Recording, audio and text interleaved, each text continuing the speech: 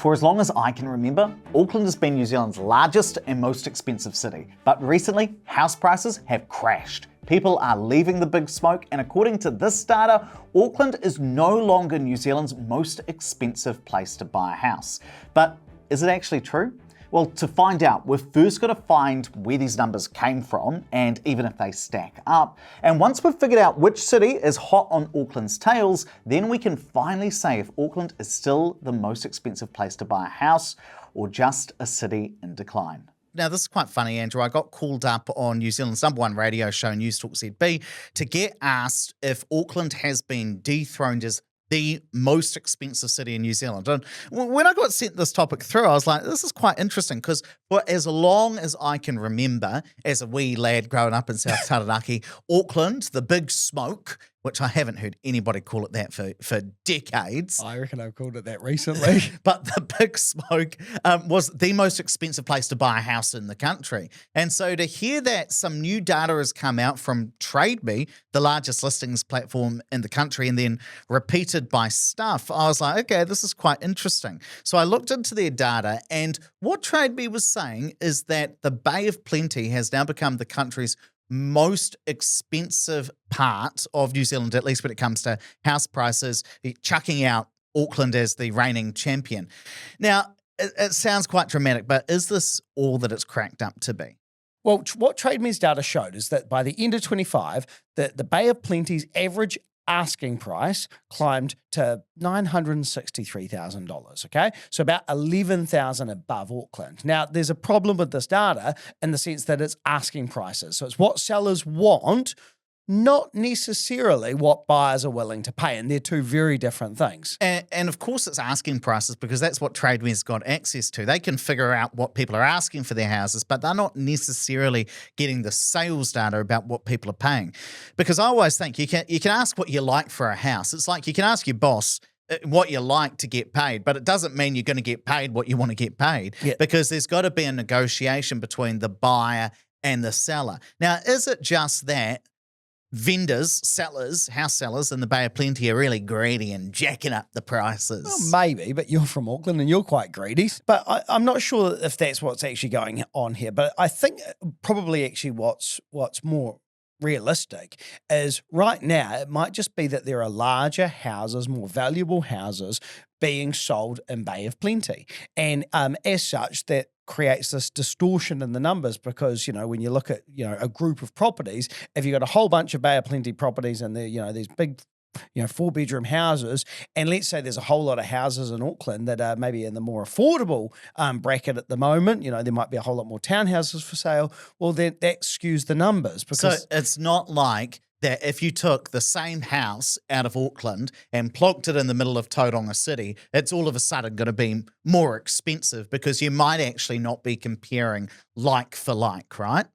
It's like saying, what's the average height of a primary school in Auckland and what's the average height of people in the Bay of Plenty? Oh, people are taller in the Bay of Plenty. It's like, no, you're not comparing like for like. And it's really easy to see this in a smaller region like Gisborne, because if you're in a small region, you don't have as many properties for sale, so the makeup of houses can change quite quickly. So for instance, the average asking price in Gisborne over the last 12 months dropped just over 34% year on year. Now, does that mean that Gisborne house prices have fallen off a cliff and everybody's house is worth a third less? No, it just so happens that the houses that are up for sale on TradeMe today are different from the ones that were up for sale on TradeMe 12 months ago. They're different houses, and so that explains some of that difference in asking prices. And so I suppose the question is Auckland really less expensive than the Bay of Plenty? Well, if we look at the median sale prices, what buyers are actually willing to pay, right now, Auckland is still more expensive by about $150,000. The median sale price in Auckland is just over $1 million. Bay of Plenty, it's $840,000. But it's also important to say that Auckland actually hasn't been the most expensive place to buy a house in New Zealand for over half of the last 33 years. In fact, Queenstown has been much more expensive than Auckland for about 60% of the time, right throughout the period between 2002 through to about 2009.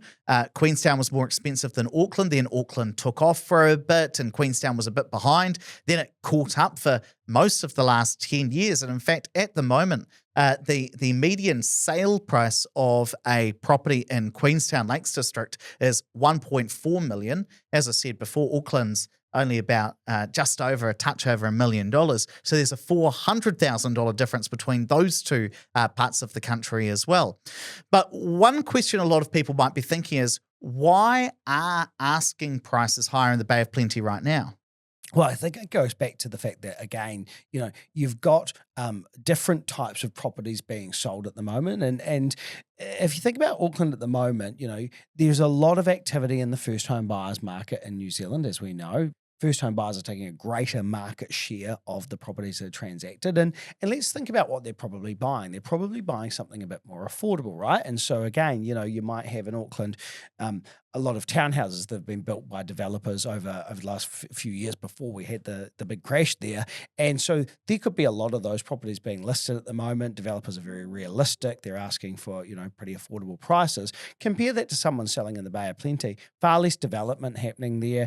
You've probably got people transacting, larger scale houses. And as such, they're commanding what those properties are worth. And so that's what distorts the number. And if you think about, in Auckland, you've got lots of properties at that 800K mark that will suit those first home buyers. Whereas, the properties that are, over the $2 million mark, that's a far lower percentage of those properties that are listed on the market at any one time. We have seen a surge in the luxury market in the Bay of Plenty at the moment. If you look at all of the properties currently listed on TradeMe, they've got a higher percentage of properties that are being listed for over $2 million in the Bay of Plenty compared to Auckland. That's going to surprise some people because, historically, a lot of people thought, well, all of the real expensive $2 million plus homes are either in Auckland or Queenstown. But it just so happens it's the makeup at the moment. And if you think about, maybe also we might be starting to see a bit of that change in baby boomers retiring. If they are based in Auckland and they're downsizing, they might buy a luxurious property in Bay of Plenty, which is a wonderful place to retire to. They sell their property in Parnell, say for $4 million. They go buy a $2 million place in the Bay of Plenty. They're moving that money around, and that's why, more people are buying those properties as well. It is true as well that the gap between Auckland and the rest of the country has been shrinking. Now, part of that is the fact that Auckland house prices are about 23% down from the peak of the market, whereas some other parts of the country have been catching up. But if I wind back the clock 10 years ago, right, Auckland had just been through this big property boom, and the median sale price of a property in Auckland was $300,000 more than the median sale price in the Bay of Plenty. Now that gap has narrowed to about that $150,000. So while Auckland is still the most expensive region to buy, bearing in mind that Queenstown's just one small part of the wider Otago region, Auckland is still the most expensive place to buy in terms of regions, but it is not as far ahead as it used to be. And what I really think is going on is I don't think this is a story about the Bay of Plenty getting really expensive and catching up. I think it's more about Auckland getting cheap. And what this time in the market reminds me of is about 5 or 6 years ago in Christchurch. We had just started doing the podcast at that point in time. And I remember us talking very early on about the fact that Dunedin City house prices were higher than that of Christchurch. And it was just this small point in time when, for basically ever, Christchurch was more expensive than Dunedin because it was a bigger city. There was a bit more going on, if I could say that.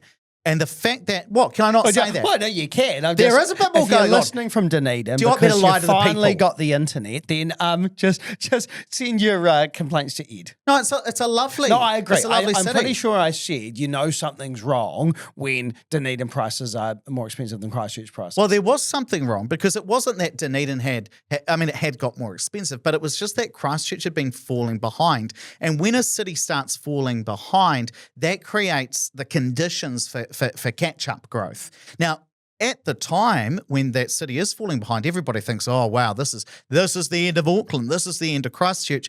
And then you get that catch up because it looks relatively cheap compared to some of those other places. And this is kind of, for me, a little bit of a canary in the coal mine that we're starting to hear Auckland no longer the most expensive place in New Zealand. Now, I do think that there are some serious questions to ask of the journalists who wrote that specific article. Who was it? Name and shame. Oh my God. Who was it? Is there a byline? Stuff reporters. No byline. No one wanted to Nobody wanted to put their name to the article, which is that you need to look past the headlines, because what happens is people read an article and stuff, which has flawed data in the headline at least, and then you read the article and you think, oh, okay, I understand what's going on. The headline's a little bit misleading. If you bother reading the article. Well, that's the thing. People that read the headline and think, I better send that to Ed. He'll read the article for me and tell me what's going on. But you do need to read the whole article, because I have learned more and more and more that journalists, I mean, they mean very well most of the time, but they're not data geeks. And so, you know, the editor comes along, and a journalist might have even written a very good article, and then the copy editor who writes the headline is like, how do I sex this up to get some clicks? Yeah. Writes a nice little, I don't know what I'm doing with my hands at the moment. I'm glad we're videoing this one. I mean, we were just talking about, in another episode, about enduring powers of attorney. Yeah. He's officially lost it. If I lose it and go mental, Andrew takes over my money. He's like, I'm going to clip this out and use it as evidence. But where was I going with this? They changed the headline. Oh, they changed the headline. That's right, to sex it up a bit. But that can be misleading. So you want to read the whole article and really understand, what is the data that I am reading? Is the data in the article really supporting the headline that has been written by somebody who probably didn't even write the article? Yeah, and I think the lessons here are just, you've got to be so careful when you are looking at the data. And things like asking price and sale price, they're not the same thing. Like, asking price is interesting, but I wouldn't consider it that relevant, quite frankly. And the mix of what is being sold or listed right now, that can really skew the numbers, as can averages, right? What did I see? Was it you that said, or did I read something the other day saying the average person has less than 2 legs? I don't know about. But I don't think I told you that. I thought I told you the average human has has half a male appendage and half a female. Yeah, I think I'll stick with my one. Yeah, I think you want to stick with that. And I think headlines can be technically true, but factually misleading. And so how is it that they have the average person's got less? Because some people have less than one arm or one leg. Yeah. But nobody's got more than 2 arms, or very few people have more than 2 arms or 2 legs. Yeah. I like that it took you so long to kind of work I figured it out. I just wanted to to double check. Yeah. And I actually think, when you start, so I'm not average. I'm above average. I've got above average arms. It's more evidence. Gold star for me. And Auckland, it is still the most expensive market at the moment, but the gap has narrowed so much that I really think this is an opportunity for people that are looking for capital growth over the next wee while. This is probably a sign that Auckland's pretty cheap when you start to see these headlines. So now you know how to see past the headline hype, but before you decide to buy your next investment property, you need to know the 6 worst areas to avoid based on data. Click the video on screen to watch it now.